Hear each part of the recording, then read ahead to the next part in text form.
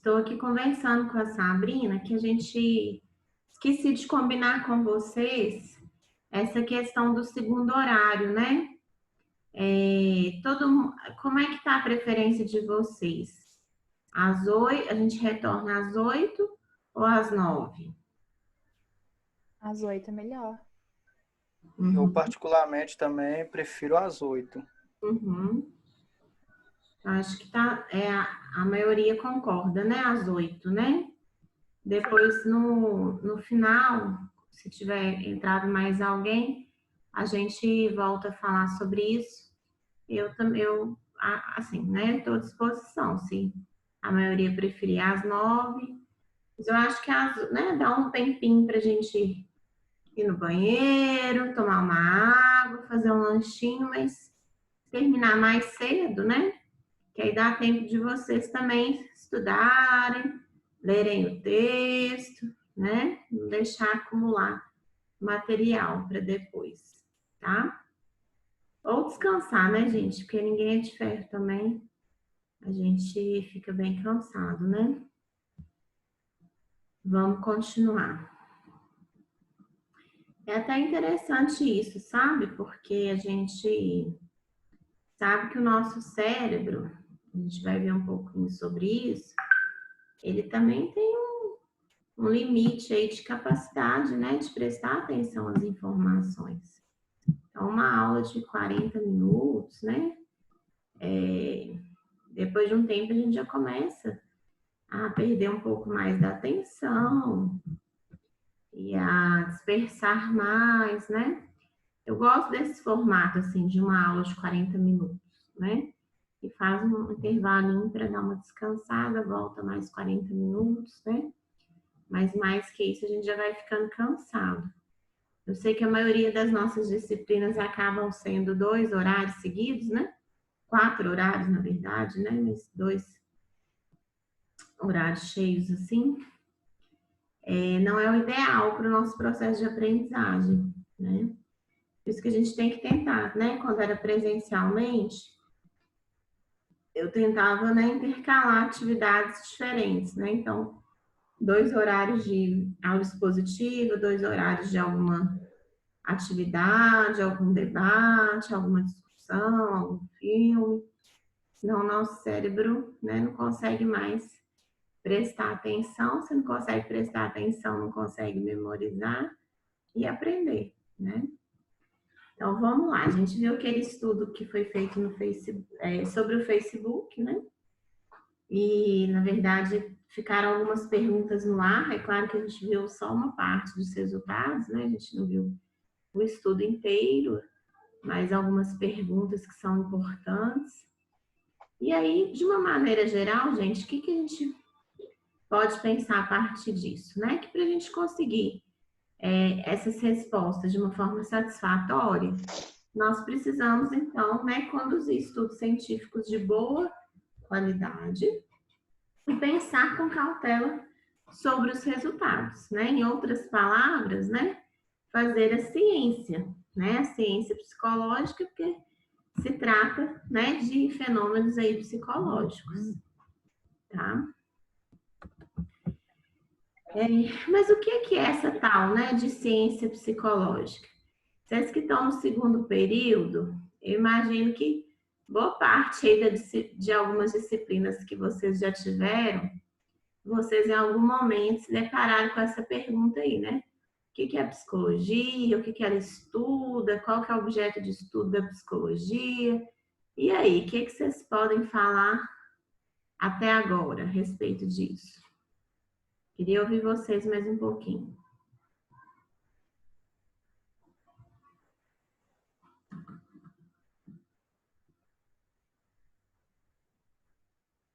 Alguém, gente? Vocês voltaram mais desanimados?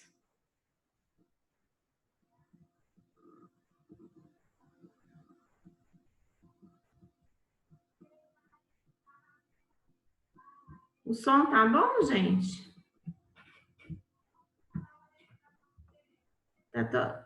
Quase todo mundo tá com o microfone desligado. Tá bom, sim. O meu tá bom. Tá? E aí, gente, o que é que vocês me dizem sobre o que é psicologia? Vocês que estão indo para o segundo período, né? Até agora, do que vocês viram.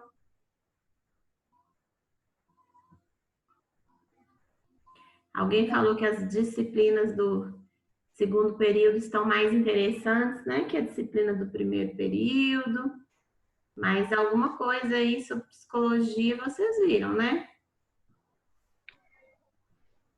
Do que eu me lembro, né, que a gente estuda, por exemplo, em psicologia, ciência e profissão, né, de conceituamento que eu me recordo, que eu meio aprendi muito em relação a essa matéria que estava mais avoada, mas o que eu me recordo era dela dizendo sobre que a psicologia se conceitua, de certa forma, como a ciência que estuda o homem em todas as suas faces, as subjetividades do homem, e cada psicologia vai estudar o homem de uma forma, em uma visão com um objeto de estudo em relação a ele.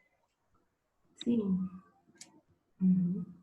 Mas alguém gostaria aí de falar um pouco do que já viu até agora, o que já percebeu? Eu acho que entendê-la como ciência, como um estudo, é o que diferencia ela assim, do senso comum, do achismo, né? Daquelas questões que eu penso que é assim, ou seja, um aconselhamento, algo do tipo. Então, a ciência a transforma num estudo em algo assim mais assertivo, vamos dizer assim. Sim, é por aí mesmo, né, gente? Se a gente ficar aqui discutindo o que é psicologia, a gente vai ficar até amanhã, né? E provavelmente não vai chegar num consenso, né? No sentido que dentro da psicologia a gente acontece, né, uma questão que é uma área que ela tem muitas abordagens diferentes, né? Então, se a gente pergunta para pessoas de teóricos, né, estudiosos de abordagens diferentes, a gente vai ter respostas diferentes, né? Mas, assim, de uma maneira bem geral, né, a gente consegue, né, mensurar, né, assim, a gente consegue definir, né, a psicologia como uma ciência que estuda a atividade mental e o comportamento. Ela vai ter interface com várias outras ciências, né? Então, dependendo do nosso tema de estudo, a gente vai ter interface com a sociologia, com a antropologia, com a política, com a biologia, né? Enfim, com várias áreas aí do conhecimento, né? Então, porque são fenômenos que às vezes permitem, né? Mais de um tipo de abordagem, mais um tipo de visão. E dentro da própria psicologia também a gente vai ter perspectivas diferentes que utilizam métodos diferentes. Aqui nessa disciplina, a gente vai entender a psicologia como uma ciência que estuda a atividade mental e o comportamento. Né? Nós vamos depois definir melhor tanto o que é atividade mental como comportamento. Mas é interessante que a psicologia, ela foi fundada, né, inicialmente, assim como uma área de estudo própria, específica, justamente com essa, Professora, perdão o atraso, tá? tudo bem, com essa ideia, né, de estudar a atividade mental e o comportamento. A gente vai ver assim, que durante um período era mais fácil estudar o comportamento, porque o comportamento é observável, é visível, né, do que a atividade mental, mas sempre foi tema, né, de estudo dos psicólogos pioneiros aí da psicologia, tentar entender essa atividade mental.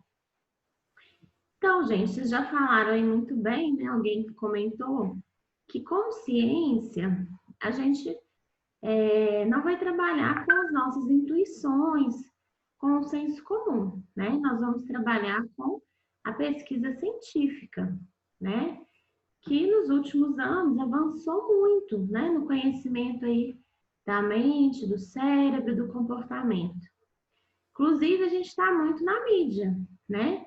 Acho que tudo que acontece, assim, nos dias atuais, sempre um psicólogo é chamado para falar, né? Ano passado a gente teve a questão das barragens, né, lá de Brumadinho, e aí, né, muitos programas de televisão, rádio, etc., né, o psicólogo foi chamado para falar sobre, né, o que ele podia contribuir para aquela tragédia. Esse ano não é diferente, né? A gente está vivendo aí a pandemia do coronavírus e a gente sempre tem, né, além dos infectologistas, dos economistas, né, os psicólogos sendo chamados também, né, para falar do seu conhecimento e de como podem contribuir para esse momento, né? A gente está prevendo aí para o próximo ano, né, uma pandemia da saúde mental, né, que esse fenômeno aí, né, esse fato que aconteceu, que está acontecendo, né, gente, que ainda não acabou, provocou várias implicações na saúde mental das pessoas, de várias formas, né? Então, a gente tem que estar atento a isso, tá?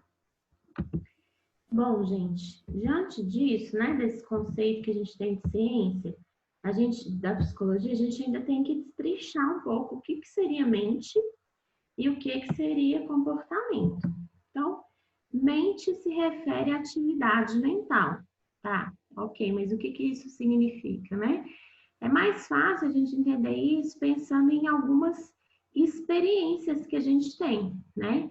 Então, as nossas experiências perceptivas, como visão, odor, sabor, sons, toques, que temos ao interagir com o mundo. Então, a gente tem uma base aí, né, que a gente diria assim, sensorial, né, de contato com o mundo.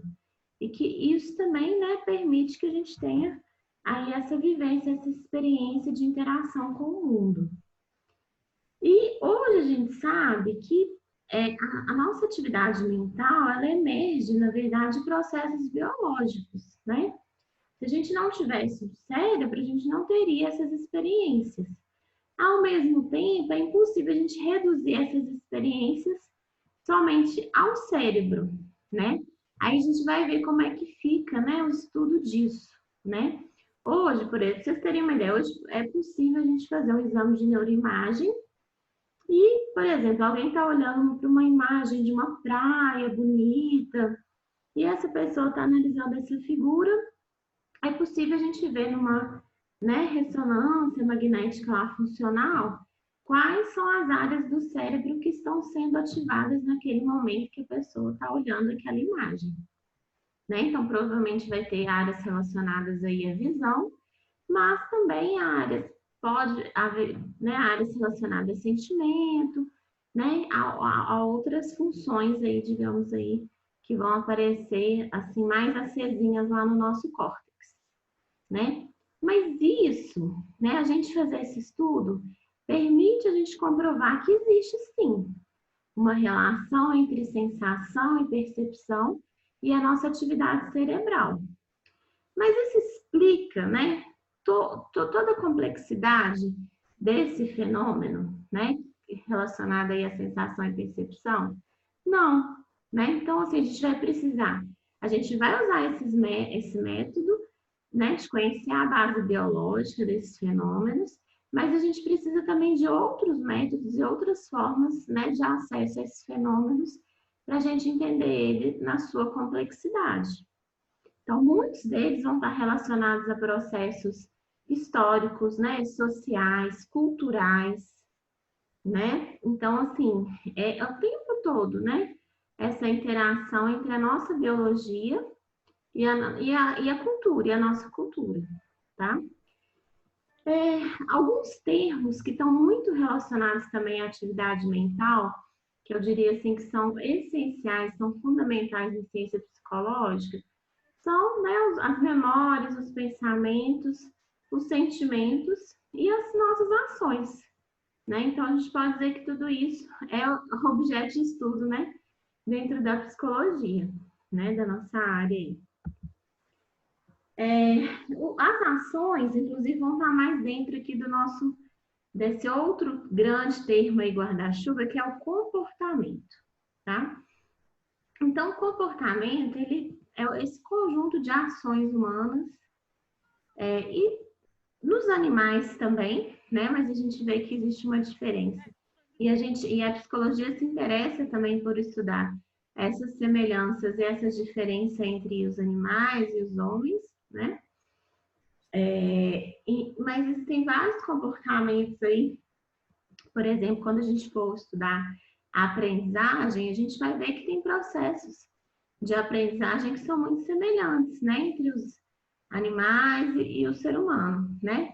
A complexidade de comportamento do ser humano, ela vai, lógico, né? Tá relacionado a uma série de crenças que o ser humano apresenta, né? Motivação, expectativas, mas há uma série de experimentos, né? Baseados em modelos animais, que nos dão também, né? Conhecimento, né? De alguns princípios básicos, né? Da aprendizagem e do comportamento. A gente também vai ver um pouco disso nessa disciplina.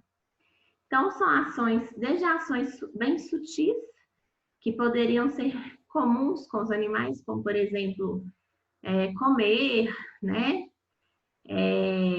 Etc. Várias questões relacionadas à nossa sobrevivência, né? Como espécie, até coisas complexas, né? Como viver numa sociedade de mídia digital, né? Então, alguns comportamentos aí mais abstratos, mais simbólicos, que só vão existir, que só vão emergir na espécie humana, tá?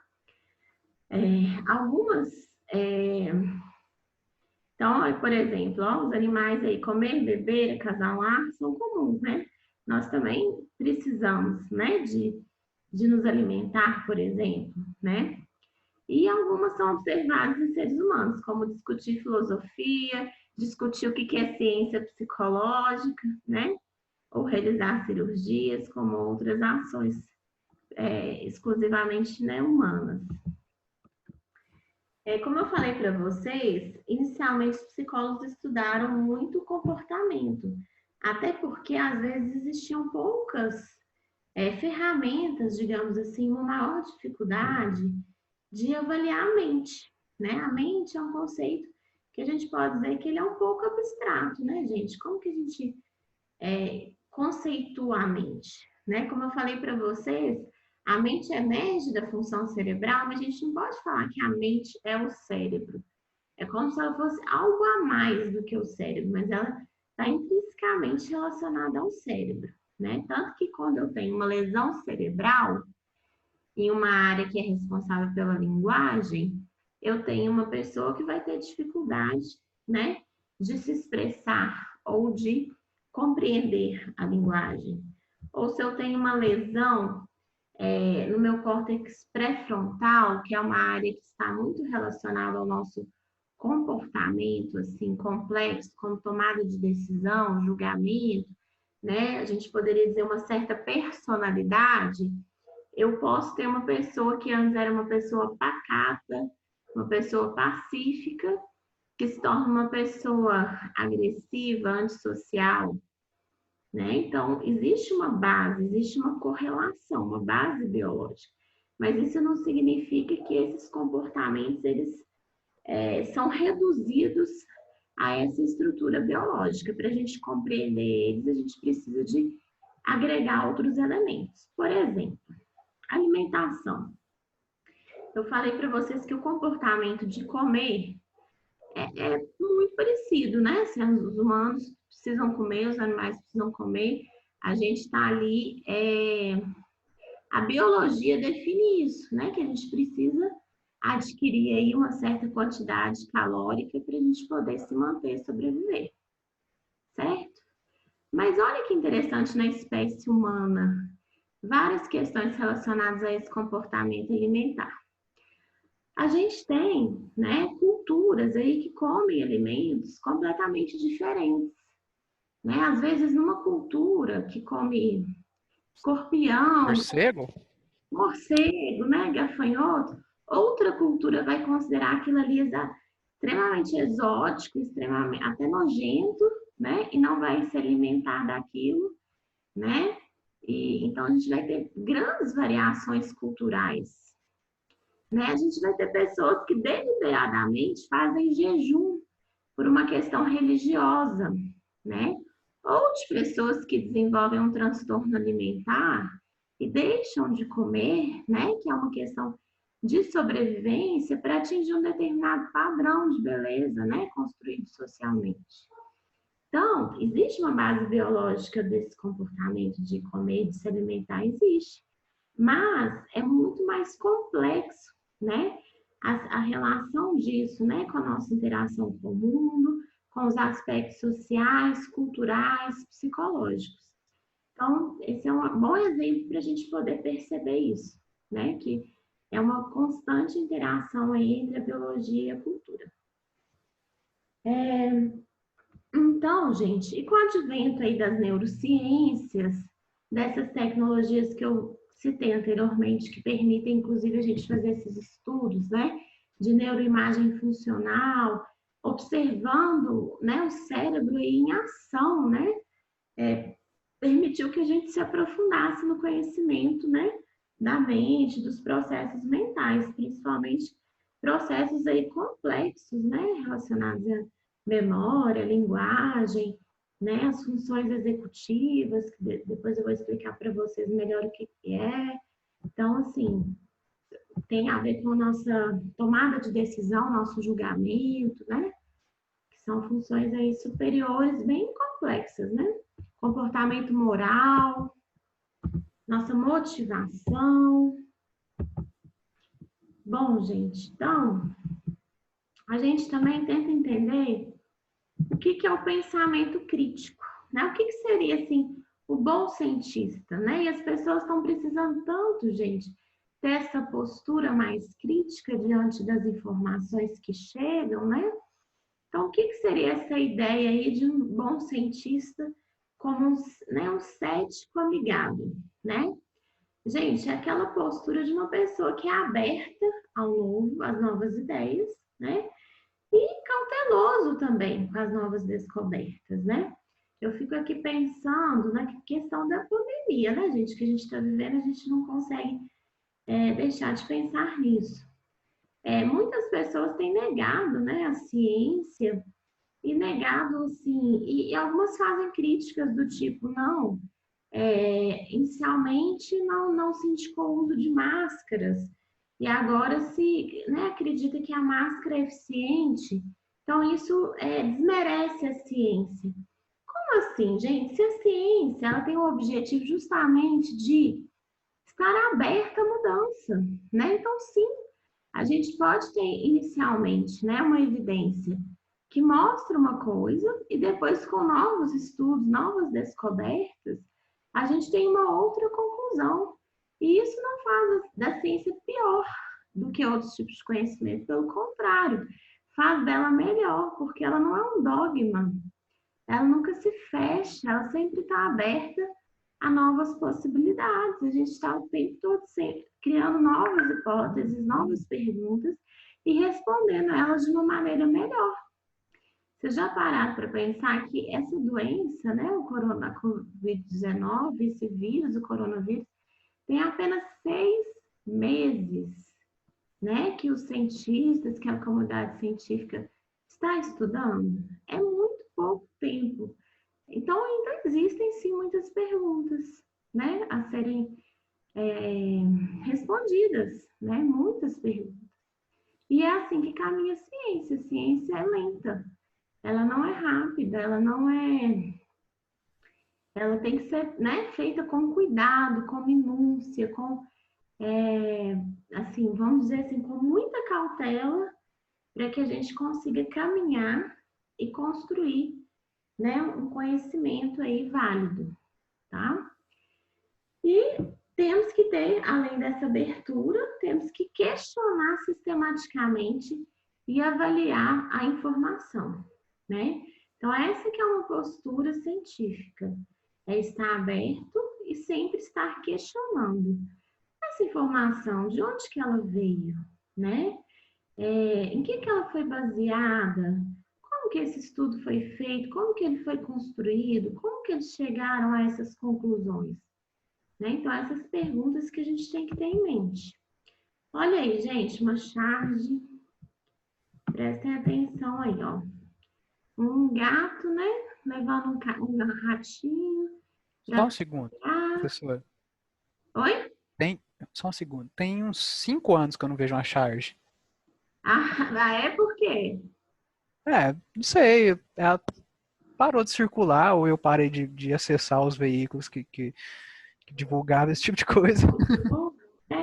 Foi legal ver de novo. Eu achei, tipo, me senti nostálgico agora. Entendi. Eu gosto muito de charge, de tirinha, né? De cartunistas.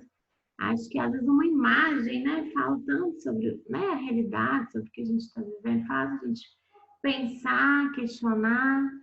E aí, olha, um ratinho tá lá tranquilinho, o gatinho levando ele, e a amiguinha dele fala assim: pelo amor de Deus, pense, por que ele está sendo tão bom para você, né? Então, assim, fica aí para a gente pensar que nem tudo é o que parece, né? Um exemplo disso, gente, é a propaganda, a publicidade, né?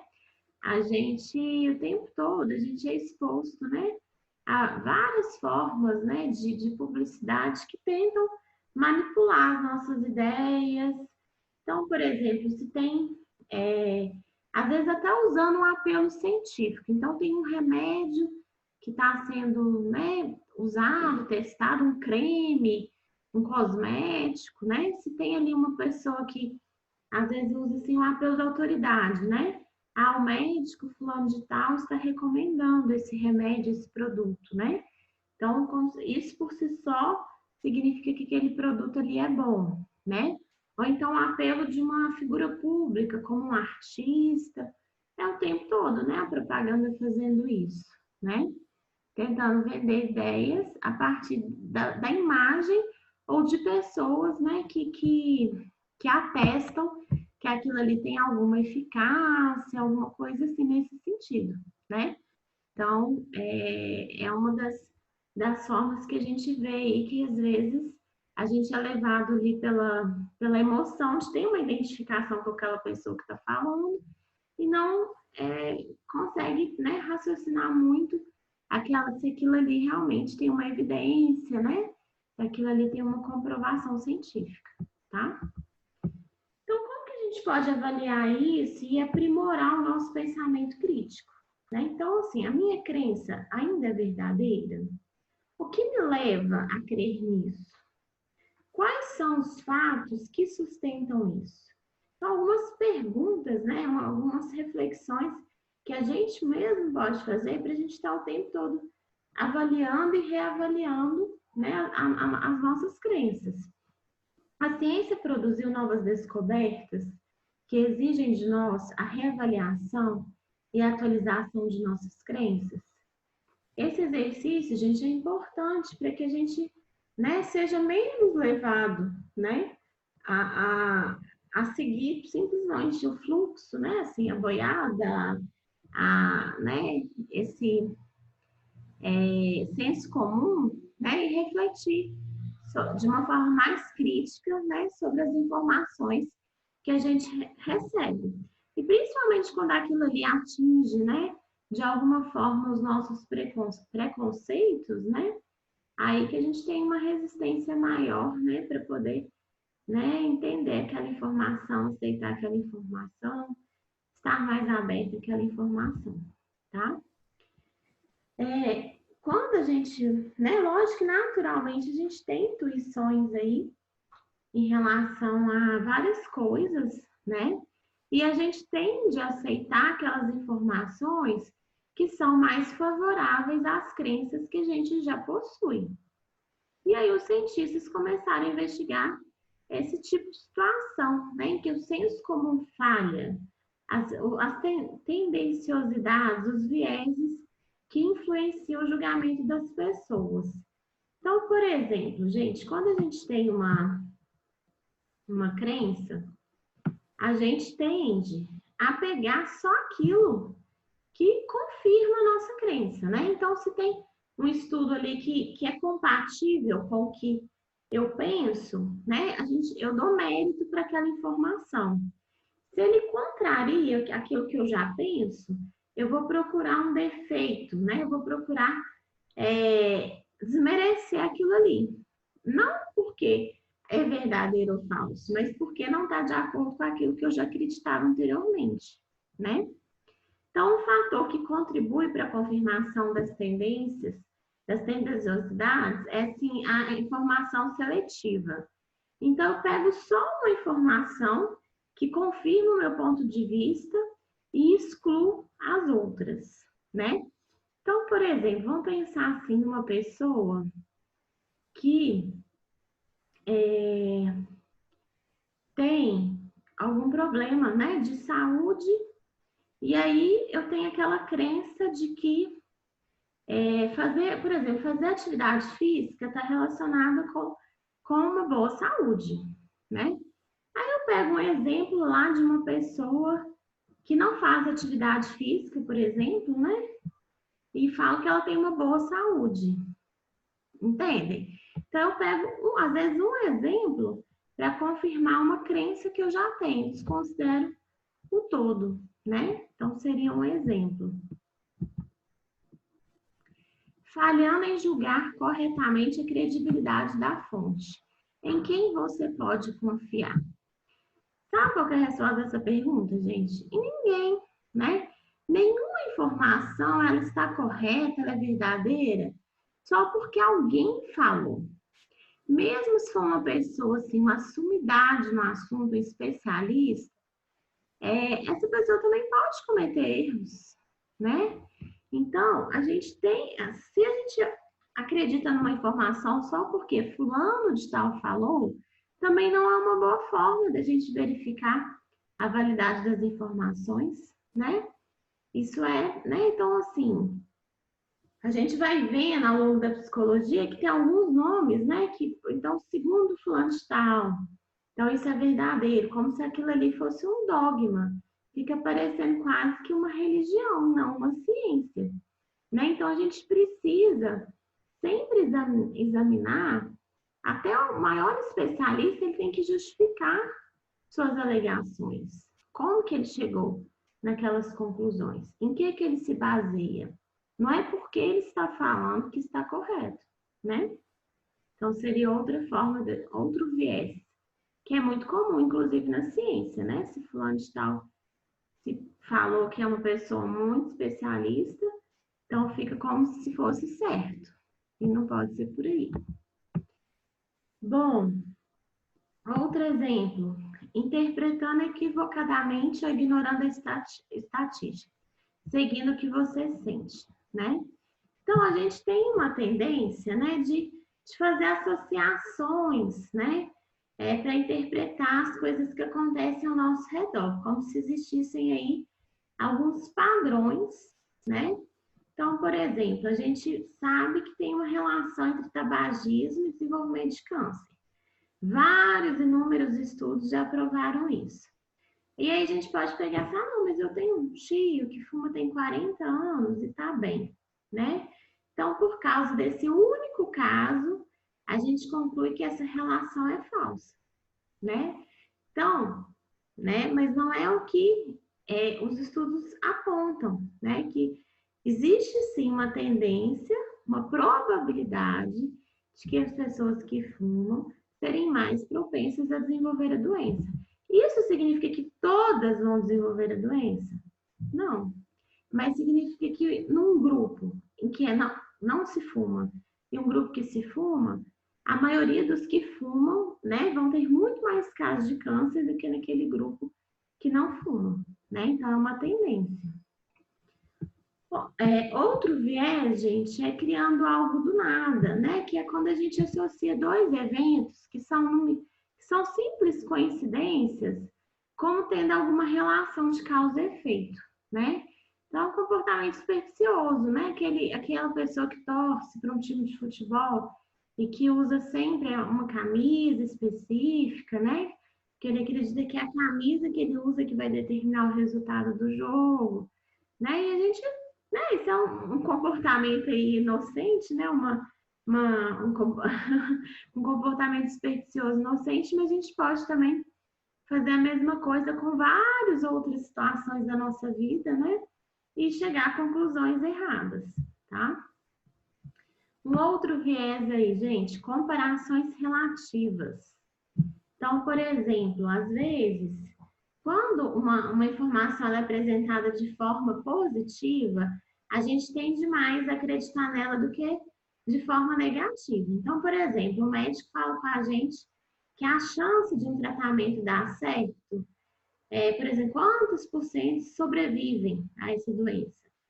E vai ser muito mais fácil a gente acreditar nisso do que se ele falar quantas pessoas morrem, mesmo que se for a mesma coisa, o mesmo dado, né? Ou seja, se ele apresentar o copo ao lado mais cheio do que o lado mais vazio, a gente vai ter uma tendência maior a acreditar, tá? Mesmo o resultado sendo o mesmo, né? Então, seria outro viés. Por que isso tudo acontece, gente? Porque a gente tenta explicar o mundo, a gente tenta prever. Isso é da nossa intuição, né? A gente tenta fazer com que as coisas façam sentido, né? Então, por exemplo, às vezes a gente tem um viés, assim, alguém faz uma previsão, né? Essa previsão não se confirma. Aí depois a pessoa explica aquilo ali. Vamos pensar até assim, né? Nessas previsões de início de ano, ou em alguém que prevê os resultados das eleições, que tenta prever o resultado das eleições. Mas é muito mais, né? Assim, é engraçado a gente explicar isso depois do que aconteceu, né? E a gente tende a acreditar nessa explicação. Mas se ela fosse válida antes disso, a gente teria previsto melhor o resultado. Vocês não acham, né? Então a gente também comete muito esse auto-engano, né? De aceitar uma explicação depois que aquilo aconteceu, né? Que encaixa, né, direitinho naquela situação.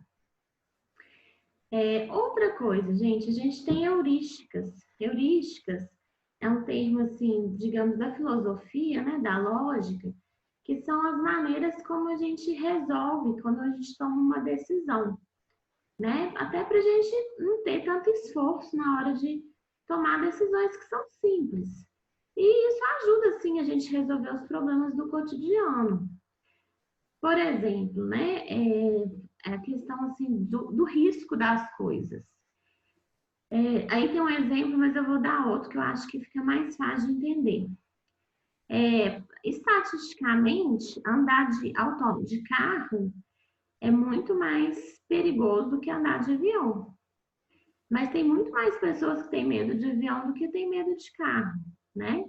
Então, assim, muitas pessoas deixam de andar de avião por medo de acontecer alguma coisa e não deixam de andar de carro e probabilmente, né, acontecem muito mais, com muito mais frequência, mais intensidade, acidentes de carro do que de avião, né?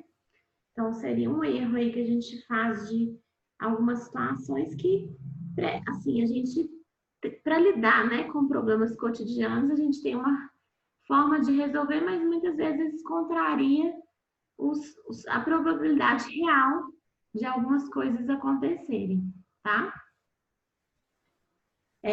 Outra coisa, gente, a gente tende a se autoavaliar muito melhor do que a gente realmente é. Então, em relação, por exemplo, à condução, né? A maioria das pessoas se acha acima da média, né? E não tem jeito da maioria ser acima da média, né? Média é justamente essa metade, né? Então, vão ter bons motoristas, vão ter ótimos motoristas, vão ter motoristas medianos, vão ter motoristas um pouco piores e bem ruins, né? E, na verdade, aí a gente tende, né, a atribuir o nosso erro ao outro, né? Então, assim, a forças externas, né? O nosso fracasso. Isso tem a ver, né, com a nossa dificuldade de reconhecer os nossos próprios pontos fracos, né? Então, esse é o outro viés, tá? Gente, queria pedir para vocês, então, lerem o texto